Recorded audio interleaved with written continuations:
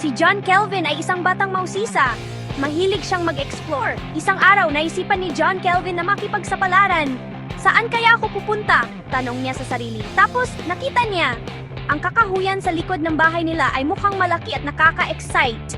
Ano kaya ang makikita ko? Bulong ni John Kelvin.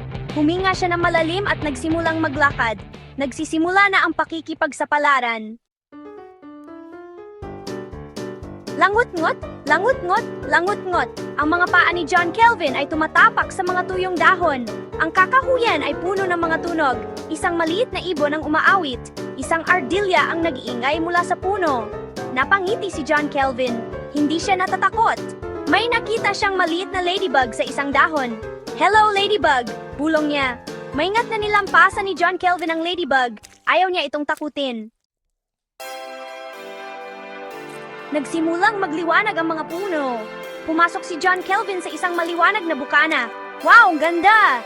Makukulay na mga bulaklak ang nakakalat sa damuhan. Lumilipad ang mga paru-paro.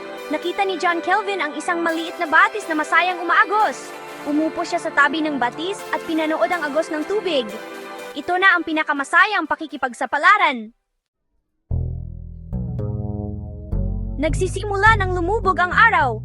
Oras na para umuwi si John Kelvin. Kumaway siya paalam sa bukana. "Pabalik ako bukas," sigaw niya. Naglakad pabalik si John Kelvin sa kakahuyan. Pagod na siya, pero masaya. Ang dami niyang kwento.